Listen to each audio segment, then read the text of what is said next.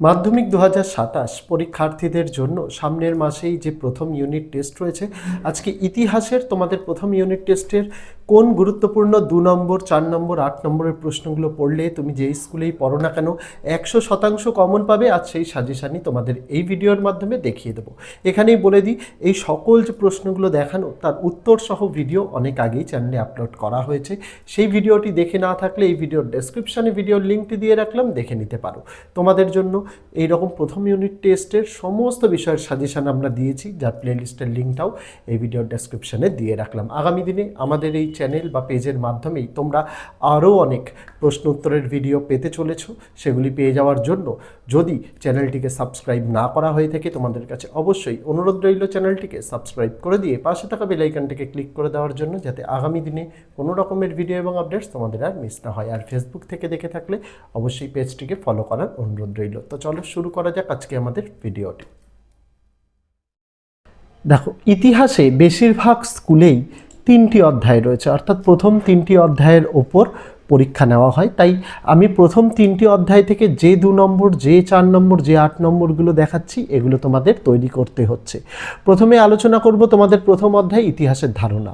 এই অধ্যায় থেকে কোনো 8 নম্বরের প্রশ্ন পরীক্ষায় আসে না, শুধুমাত্র 2 এবং 4 নম্বরের প্রশ্ন পড়তে হবে। কোন 2 নম্বরের প্রশ্নগুলো পড়বে? দেখো, প্রথম প্রশ্ন, নতুন সামাজিক ইতিহাস বলতে কী বোঝো? দ্বিতীয় প্রশ্ন, ব্রিটিশ সরকার সোমপ্রকাশ পত্রিকা বন্ধ করে কেন? তৃতীয় প্রশ্ন, নারী ইতিহাস এর গুরুত্ব লেখো। নেক্সট প্রশ্ন, নিম্নবর্গের ইতিহাস কাকে বলে? তারপরের প্রশ্ন, পরিবেশের ইতিহাসের গুরুত্ব কী? চলে যাব তার পরের প্রশ্ন, আঞ্চলিক ইতিহাস চর্চা গুরুত্বপূর্ণ কেন? তারপরের প্রশ্নটা, আধুনিক ভারতের ইতিহাস চর্চার উপাদান রূপে সরকারি নথিপত্রের সীমাবদ্ধতা কী? পরের প্রশ্ন, সংবাদপত্র সাময়িক পত্রের মধ্যে পার্থক্য কী? তারপরে যে 4 নম্বরগুলো পড়তে হবে, দেখো প্রথম প্রশ্ন, দাঁড়াও একটু সাইড করে দিয়ে এটা, তো দেখো প্রথম প্রশ্ন, এখানে 70 বৎসরও দিতে পারে, জীবনের ঝরাপাতাও দিতে পারে, জীবন স্মৃতিও দিতে পারে। 3টে মূলত, যে বিপিনচন্দ্র পালের 70 বৎসর, সরলা দেবী চৌধুরী রানীর জীবনের ঝরাপাতা বা রবীন্দ্রনাথ ঠাকুরের জীবন স্মৃতি।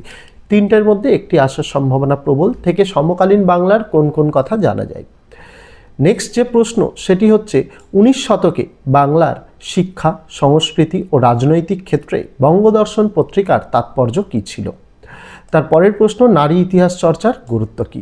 এই প্রশ্নগুলো এখান থেকে তোমাদের পড়তে হচ্ছে। এখানেই বলে দেওয়া ভালো, তোমাদের জন্য কিন্তু গোটা সিলেবাসের ইতিহাসের বা অন্যান্য বিষয়ের আমরা এমসিকিউ, এসিকিউ, বড় প্রশ্ন, তার পাশাপাশি বিগত 10 বছরের মাধ্যমিকের প্রশ্নপত্রের সমাধান, তার পাশাপাশি তোমাদের জন্য বিগত বছরের টেস্ট পেপারের সমাধান, সমস্ত কিছু আমরা উত্তর সহ দিয়েছি।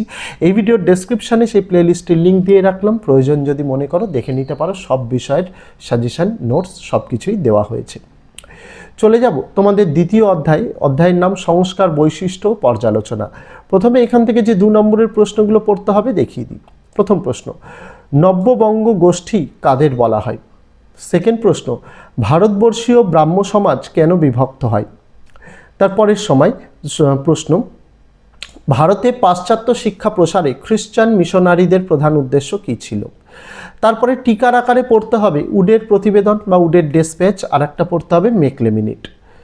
তারপরের প্রশ্ন, কে কী উদ্দেশ্যে ফোর্ট উইলিয়াম কলেজ প্রতিষ্ঠা করেন?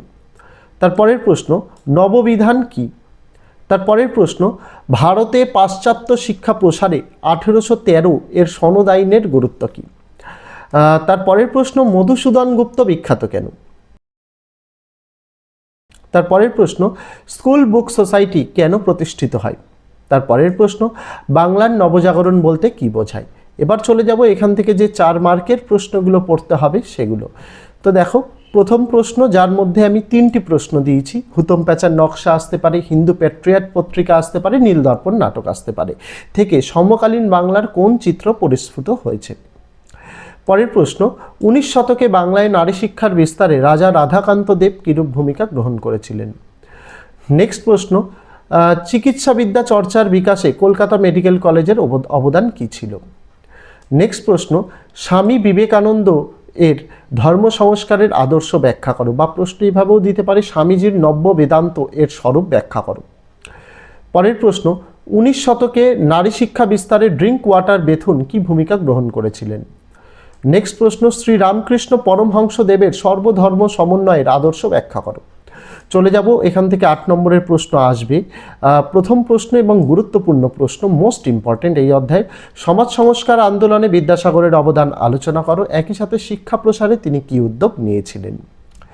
তারপরের প্রশ্ন, শিক্ষা বিস্তারে প্রাচ্যবাদী ও পাশ্চাত্যবাদী বিতর্ক কি? একই সাথে উচ্চশিক্ষার বিকাশে কলকাতা বিশ্ববিদ্যালয়ের ভূমিকা আলোচনা করো। চলে যাব পরবর্তী প্রশ্নতে, 19 শতকে বাংলায় সমাজ সংস্কার আন্দোলনে ব্রাহ্ম সমাজের অবদান কী ছিল? এই প্রশ্নগুলো এখান থেকে পড়তে হচ্ছে। চলে যাব তৃতীয় অধ্যায়ের নাম প্রতিরোধ ও বিদ্রোহ বৈশিষ্ট্য বিশ্লেষণ। প্রথমে এখান থেকে যে 2 নম্বরের প্রশ্নগুলো পড়তে হবে, দেখো।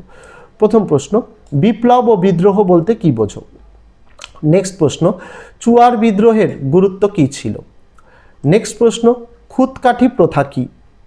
পরের প্রশ্ন, নীল কমিশন কি উদ্দেশ্যে গঠিত হয়? পরের প্রশ্ন, সন্ন্যাসী ও ফকির বিদ্রোহ ব্যর্থ হয় কেন? তার পরের প্রশ্ন, তিতুমির স্মরণীয় কেন? তার পরের প্রশ্ন, দুদুমিয়া স্মরণীয় কেন? তার পরের প্রশ্ন, নীল বিদ্রোহে হরিশ্চন্দ্র মুখার্জির ভূমিকা কী ছিল? তার পরের প্রশ্ন, নীল বিদ্রোহে খ্রিস্টান মিশনারিদের ভূমিকা কী ছিল? তার পরের প্রশ্ন, ফরাজি আন্দোলন কি ধর্মীয় পুনর্জাগরণের আন্দোলন? আলোচনা করো। এবার এখান থেকে যে 4 নম্বরের প্রশ্নগুলো পড়তে হচ্ছে, দেখো। প্রথম প্রশ্ন, টিকা আকারে দিতে পারে ঔপনিবেশিক অরণ্য আইন, বা এভাবেও দিতে পারে কি উদ্দেশ্যে ঔপনিবেশিক সরকার অরণ্য আইন প্রণয়ন করেন? তার পরের প্রশ্ন, দুটো বিদ্রোহ, কোল আর চুয়ার বিদ্রোহের কারণ পড়তে হচ্ছে। তারপরের প্রশ্ন, বিদ্রোহ, অভ্যুত্থান ও বিপ্লব এর ধারণাটি ব্যাখ্যা করো। পরের প্রশ্ন, বারাসাত বিদ্রোহের প্রকৃতি বিশ্লেষণ করো। পরের প্রশ্ন, নীল বিদ্রোহে সংবাদপত্রের ভূমিকা বিশ্লেষণ করো। এবার এখান থেকে যে 8 নম্বরের প্রশ্নগুলো পড়তে হবে। প্রথম প্রশ্ন, সাঁওতাল বিদ্রোহের কারণ ও ফলাফল উল্লেখ করো। নেক্সট প্রশ্ন, বাংলায় ওয়াহাবি বা ফরাজি বিদ্রোহের পরিচয় দাও। এই বিদ্রোহ ব্যর্থ হয় কেন? তো এই ছিল তোমাদের ফার্স্ট ইউনিট টেস্টের ইতিহাসের প্রথম যে 3টি অধ্যায় রয়েছে, সেই 3টি অধ্যায় থেকে তোমাদের যে প্রশ্নগুলো পড়তে হবে, সেই সকল যে প্রশ্নগুলো আমি তোমাদের দেখিয়ে দিলাম, এইগুলো পড়লে তুমি যে স্কুলেই পড়ো না কেন পরীক্ষায় 100% কমন পাবে। এই সকল প্রশ্ন উত্তর, MCQ, SAQ সমস্ত কিছু ইতিমধ্যেই আমরা উত্তরসহ অনেক আগেই চ্যানেলে দিয়েছি। সেই ভিডিও যদি দেখে না থাকো, এই ভিডিওর ডেসক্রিপশানে সেই ভিডিওর লিঙ্ক, এর পাশাপাশি অন্যান্য বিষয়ের যে সাজেশানগুলো এনেছি তার লিঙ্কটাও দিয়ে রাখলাম, প্রয়োজন অনুযায়ী দেখে নিতে পারো। তো আজকে ভিডিওতে এইটুকুই ছিল ছাত্রছাত্রীরা। দেখা হচ্ছে তোমাদের সঙ্গে আগামী দিন অন্য কোনো বিষয়, অন্য কোনো ভিডিও নিয়ে। ততদিন সকলে ভালো থেকো, সুস্থ থেকো।